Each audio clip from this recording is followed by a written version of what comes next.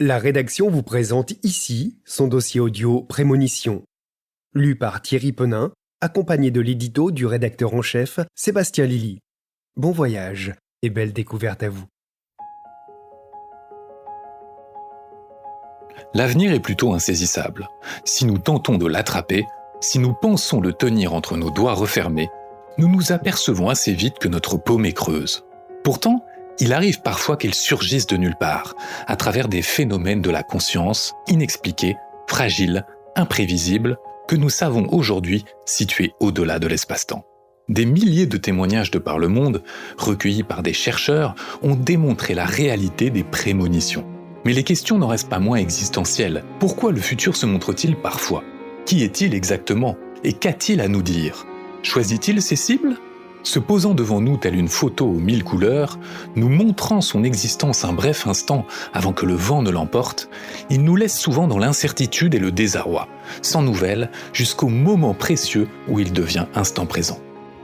Lorsqu'on emprunte le chemin d'une spiritualité authentique, là où l'ici et maintenant prime sur le reste, mais où toutes les questions de sens sont néanmoins pleinement accueillies, nous ne pouvons pas faire l'impasse sur ces autres interrogations. Le futur est-il écrit ? Qu'en est-il de notre libre arbitre ou du destin ? Nos rêves sont-ils les premiers témoins de son apparition ? Les découvertes scientifiques autour de la rétrocausalité remettent-elles en question le concept de karma ? Que penser de la voyance ou des outils venus d'Asie construits pour mieux appréhender le temps, comme le Yiking ? Existe-t-il d'autres pratiques pour nous aider à structurer l'avenir ? Alors que les tensions géopolitiques et sociales montent d'un cran, que les catastrophes naturelles se multiplient, que l'avenir s'assombrit dans cette incertitude du lendemain, il est plus qu'indispensable d'interroger les expériences extraordinaires. Il n'est pas question d'agripper violemment le futur, mais d'ouvrir les yeux sur ces merveilleux visages qui ont tant à nous enseigner sur l'univers et nous-mêmes. Serait-ce une des clés pour l'émergence d'une nouvelle humanité ? Je suis très heureux de vous présenter ce nouvel inexploré qui illuminera, je l'espère, votre automne.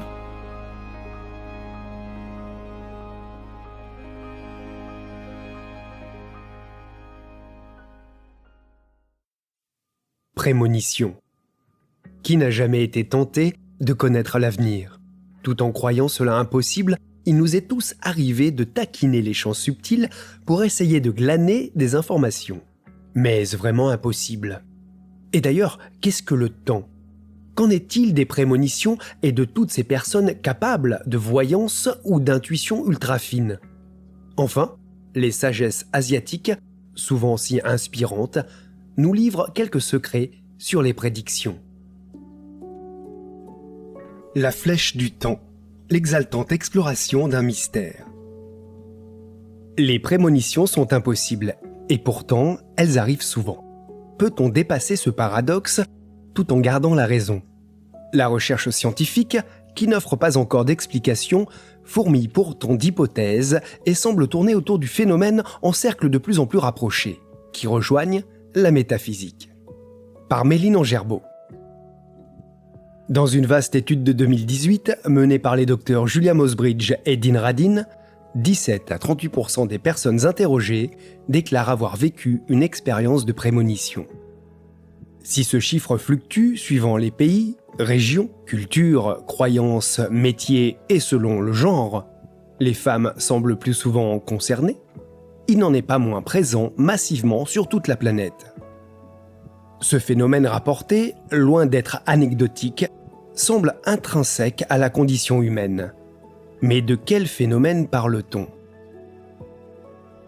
Quand ça ne peut plus relever du hasard. La corrélation constatée entre une perception et l'événement qui vient la réaliser peut avoir nombre d'explications rationnelles. Nos capacités innées à traiter de manière inconsciente un grand nombre d'informations pour anticiper le futur, à distordre nos souvenirs pour les rapprocher de la réalité présente, le mensonge ou encore le pur hasard. Faute de cadre de calcul, les phénomènes constatés in vivo ne permettent pas d'évacuer rationnellement l'argument de la coïncidence. Pourtant, il constitue un phénomène si régulier et homogène dans des conditions souvent si fiables et exceptionnelles qu'on est en droit d'étudier l'hypothèse rationnelle, mais très inconfortable, qu'il est possible qu'il s'agisse d'une manifestation du futur. Cette simple idée tourne radicalement le dos aux lois connues de la physique. Le principe d'entropie, selon lequel l'énergie va en se dispersant, donne son sens à la flèche du temps. Ce mouvement n'est pas réversible. Les chercheurs qui étudient l'hypothèse de la manifestation du futur dans le présent, ou du présent dans le passé, plongent dans un abîme d'anomalies. Sur le plan théorique, on a papier, illustre Peter Bansell, docteur en physique, passé par le laboratoire PEER de l'université de Princeton avant de diriger les recherches de l'Institut métaphysique international, créé il y a 102 ans à Paris pour étudier les phénomènes psi, qui ajoute « On ne peut s'appuyer sur aucune théorie scientifique qui envisage ces phénomènes comme possibles. » Et si la recherche avance très lentement, c'est aussi parce qu'ils sont très difficiles à reproduire en laboratoire. Le casse-tête du cadre d'observation. Pour étudier un phénomène, la méthode scientifique requiert 2 conditions. Pouvoir le reproduire de manière stable, pouvoir le mesurer de manière objective. Reproduire un phénomène de prémonition est en soi un défi. Peter Bansell poursuit. Même si c'est répandu, on parle de sensibilité, de capacités humaines complexes dont on ne comprend ni ne maîtrise les circonstances à réunir pour pouvoir les observer. L'eau peut changer d'état. Si on veut le prouver en faisant bouillir ou geler de l'eau, on n'a que 2 paramètres à faire varier. La température et l'altitude. Ronaldo est un buteur exceptionnel. Mais si, pour le prouver, on veut qu'il marque 5 buts dans le même match, combien de conditions doit-on réunir et lesquelles ? Le défi de la recherche est donc de mettre en place un cadre d'expérimentation suffisamment précis et solide pour parvenir à observer une anomalie ciblée de manière régulière, réplicable.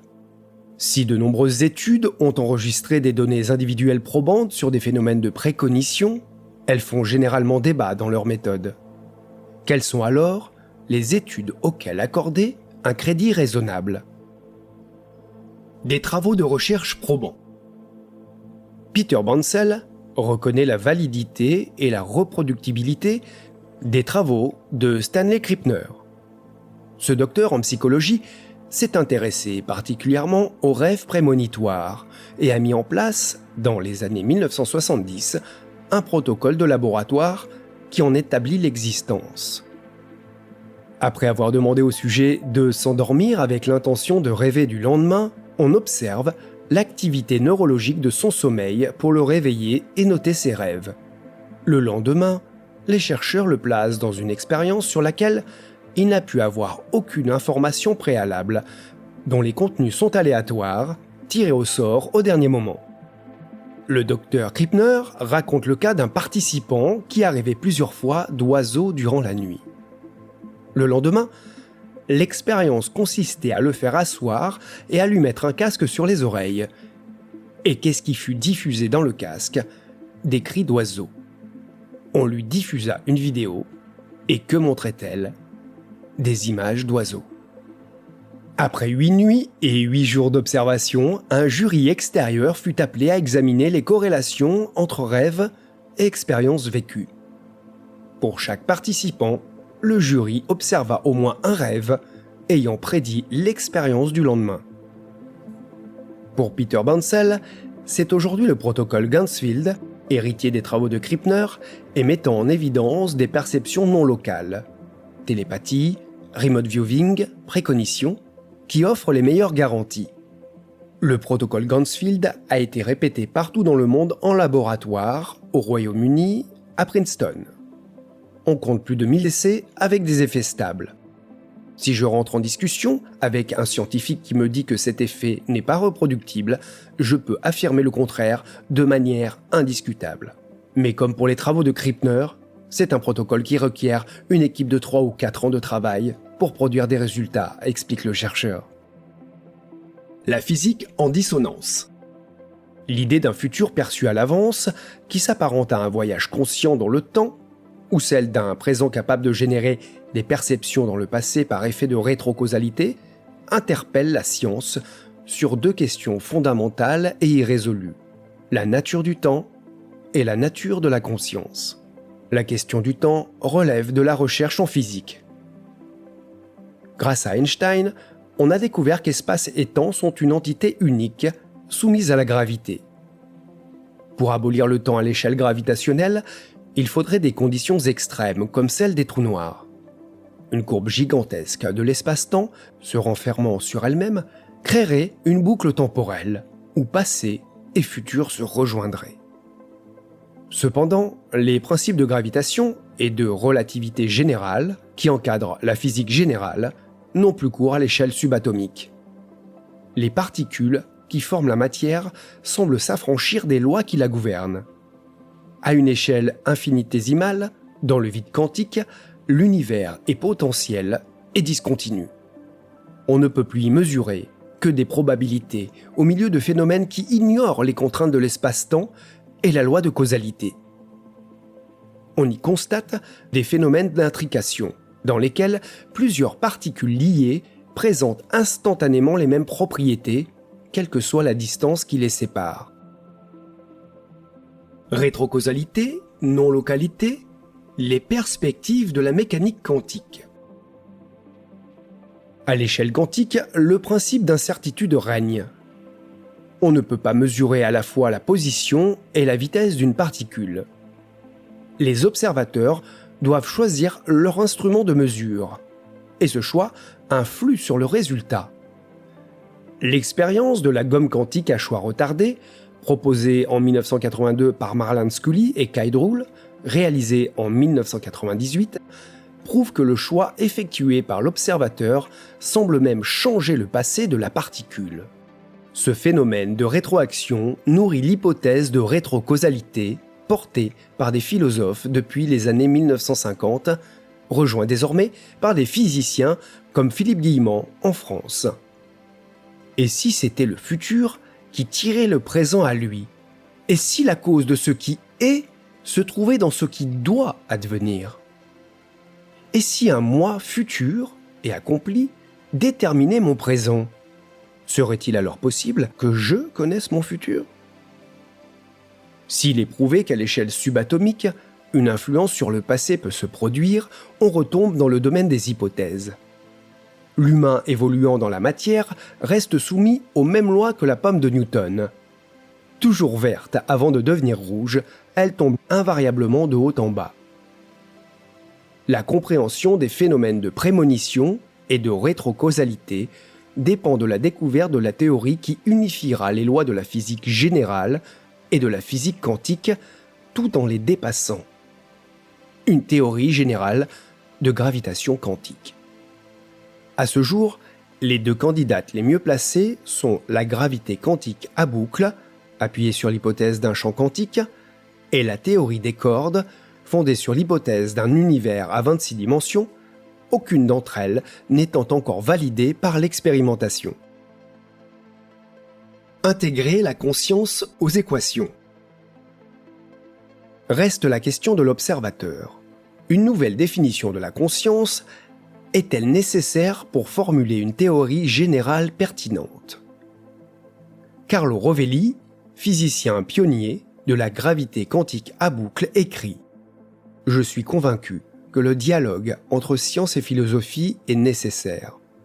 Dans le passé, il a eu un rôle très important dans le développement de la science, particulièrement dans les moments d'évolution conceptuelle majeure de la physique théorique. Bernardo Kastrup, docteur en philosophie, en ingénierie informatique et en intelligence artificielle, tend la main aux scientifiques en proposant un nouveau paradigme de réflexion. Accepter de faire l'hypothèse que la conscience n'est pas la matière pour prendre en compte la qualité des perceptions. Depuis Descartes, la métaphysique est majoritairement matérialiste. Elle postule que les phénomènes sont la matière, que la conscience en est le produit, que nos perceptions sont causées par le fonctionnement de notre cerveau. Un postulat que Kastrup réfute.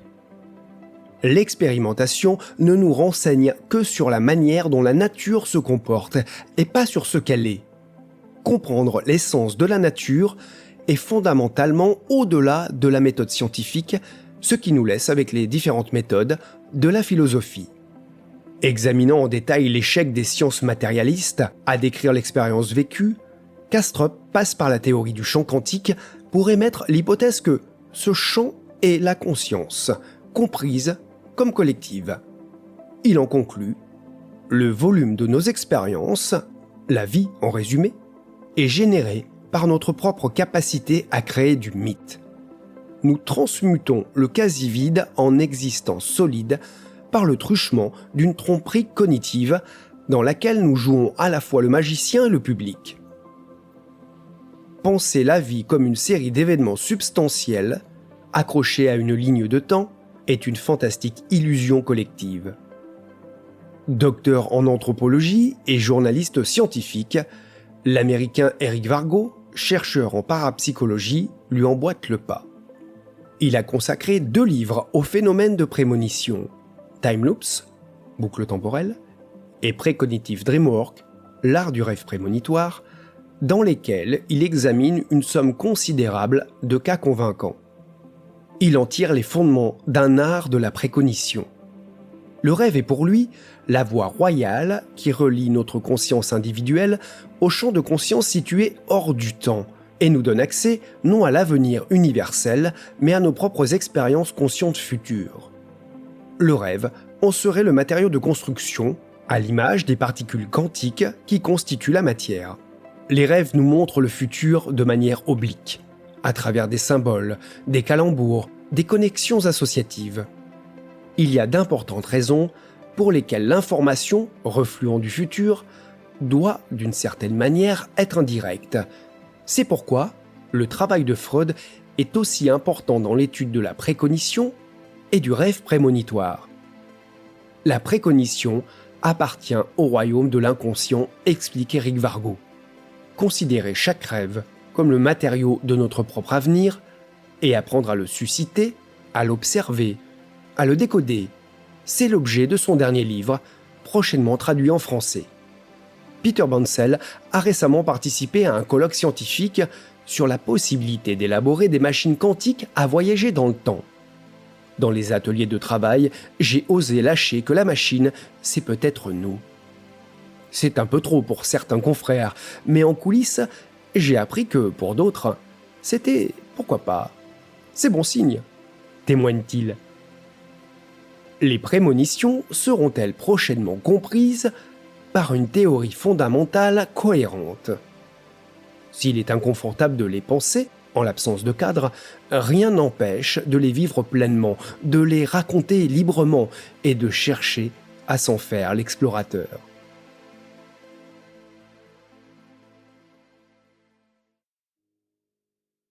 Rêves prémonitoires. Des graines d'avenir. Les rêves nous fascinent autant qu'ils nous échappent, et leur aspect prémonitoire encore davantage. Cet art pratiqué par les prêtres d'Égypte antique, les philosophes et les peuples premiers fait aujourd'hui l'objet de recherches pour essayer d'en percer le mystère. Les écrivains également leur ont dédié leurs plumes, comme par exemple l'américain Philip K. Dick, avec son roman Minority Report de 1956. L'intrigue se déroule en 2050 aux États-Unis, où la prévention du crime repose sur des médiums qui reçoivent en rêve toutes les informations des délits avant qu'ils ne se produisent. Un scénario fantastique qui se fonde sur une des fonctions les plus extraordinaires des songes, à savoir la prémonition. Par Catherine Maillard. Les temples de rêves antiques.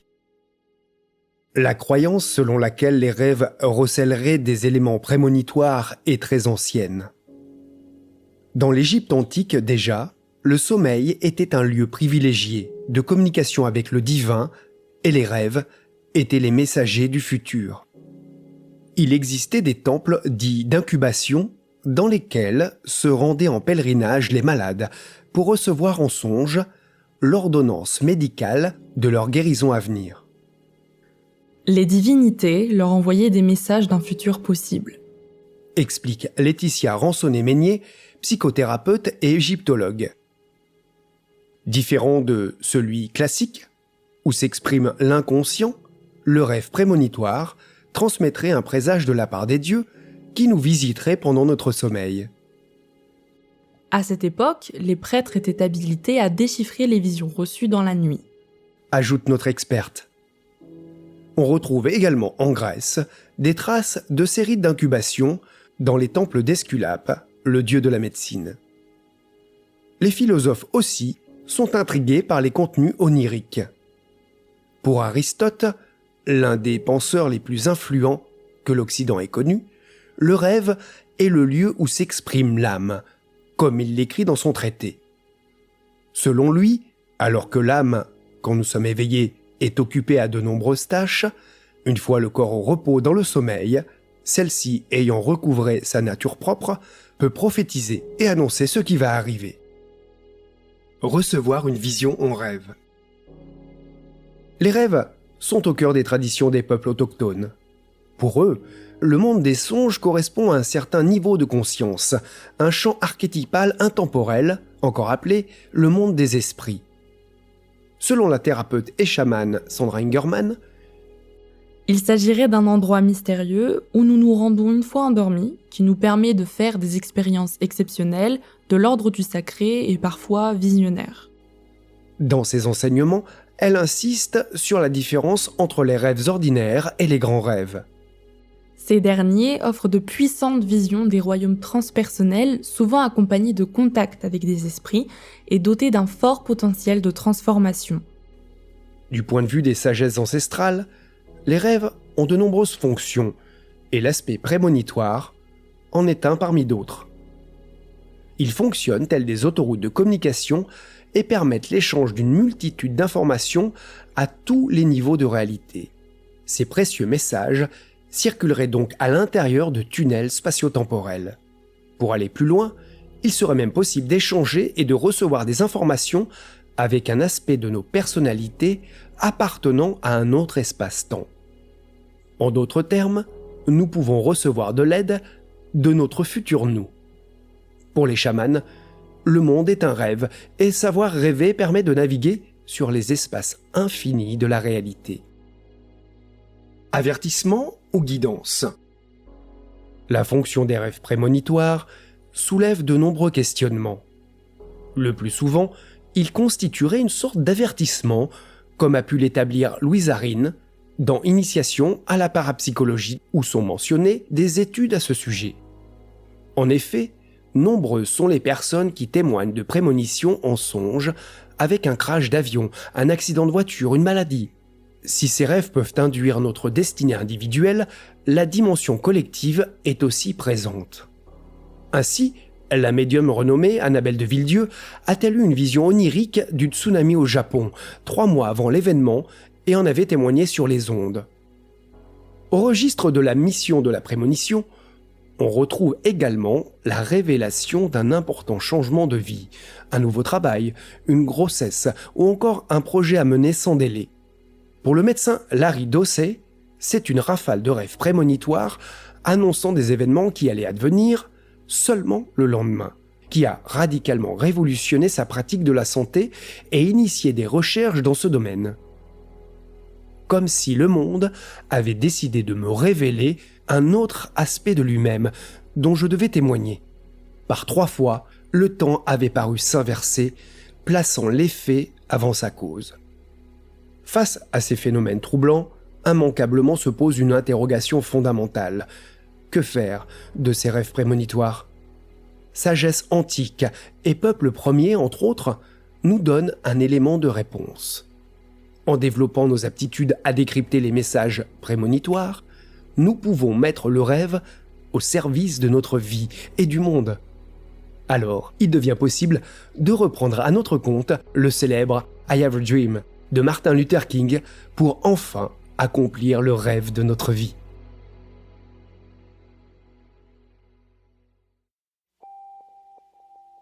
Préparer son futur grâce au Yin Jing. Cette pratique chinoise millénaire va permettre de saisir le dynamisme des situations et d'adopter l'attitude la plus juste. Sa cousine, le Kimen Dunjia, offre un éclairage sur le chemin de vie. Par Julie Klotz. Intégrée au corpus des classiques chinois 2 siècles avant Jésus-Christ, le Yin Jing est exposé dans un ouvrage devenu universel depuis que le psychiatre Carl Gustav Jung en ait fait connaître la traduction de son ami sinologue allemand Richard Wilhelm en 1924. Il est davantage à aborder comme un instrument de connaissance de soi, même s'il est issu des pratiques divinatoires de l'Antiquité chinoise.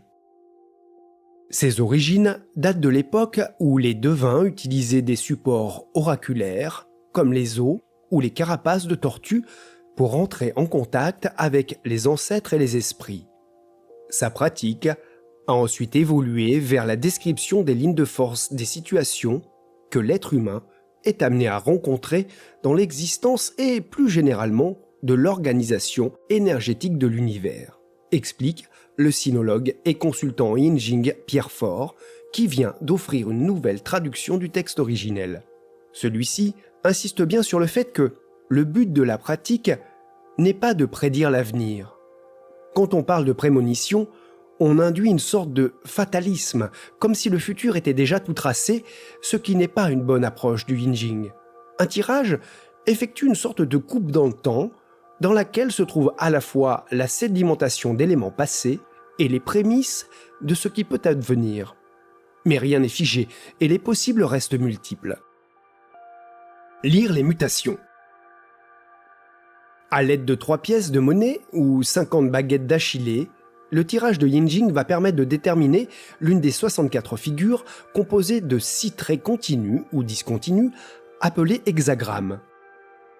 Les textes qui les accompagnent, sous différents intitulés, mordre et unir, s'accorder aux autres, l'excès de grand, dans ce qu'on appelle en français le livre des mutations ou des transformations, servent à éclairer les situations que l'on rencontre dans notre vie, tout en donnant des outils pour trouver l'attitude la plus juste face à elles. Et le Yin Jing, fondé sur les principes du Yin et du Yang, ces deux forces à la fois opposées et complémentaires présentes partout dans l'univers, ombre-lumière, chaud-froid, féminin-masculin, etc., permet d'en décrire pas moins de 4096.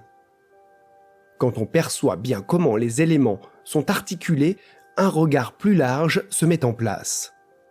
C'est le grand paradoxe du Yin Jing. S'il fait référence à des situations qui se déroulent dans le temps, il ne se contente pas d'un temps linéaire, celui des horloges. C'est comme si on ouvrait l'instant présent pour élargir notre perception et entrer dans un temps plus qualitatif, souligne Pierre Faure, qui s'adonne à cette pratique depuis près de 50 ans. Notre psychisme accepterait, en quelque sorte, de lâcher prise et de déborder du moment présent pour laisser affluer diverses informations, élargissant notre vision des choses. Le Yin Jing apparaît ainsi comme une porte ouvrant sur une perception élargie. Le principe de synchronicité, selon lequel 2 événements simultanés sont reliés par le sens et non par une cause, illustre d'ailleurs bien ce phénomène, où l'on ne se limite plus au temps linéaire et à la loi de causalité. Inventeur du concept, Carl Gustav Jung avait d'ailleurs bien compris que le tirage du Yin Jing faisait apparaître l'intelligence du hasard. Le hasard est ce grain de sable qui vient dérouter le contrôle de notre ego pour nous emmener ailleurs. À force de pratiquer le Yin Jing, une éducation de l'intuition se fait, explique Pierre Faure en ajoutant « Là où va l'esprit, l'énergie suit ». Quand l'intuition prend le relais du mental. Un tirage du Yin Jing s'effectue en 3 phases, selon le consultant. Tout d'abord, il demande à celui qui l'exécute de prendre un temps d'arrêt. Il s'agit de revenir à soi, de se mettre à l'écoute de son corps et de sa respiration, de calmer son esprit comme pour entrer dans un état méditatif. Cet arrêt est bien décrit à l'hexagramme 52. La stabilisation, constituée de 2 fois le trigramme de la montagne, tel un passage, une porte indispensable pour se rendre disponible au message véhiculé par le Yin Jing. Au moment du tirage, on passe à la seconde étape qui nécessite de faire appel à l'intelligence rationnelle, au mental, afin d'analyser les figures obtenues et les textes qui leur sont associés. Ce n'est qu'une fois ces repères mis en place que l'on peut laisser parler l'intuition qui représente Merci de nous écouter. Nous espérons que cet extrait vous a plu et vous inspirera. Découvrez la suite de ce dossier audio dans les épisodes suivants, disponibles en intégralité pour nos abonnés sur Inexploré Digital. Et surtout, n'hésitez pas à partager autour de vous nos contenus. À bientôt.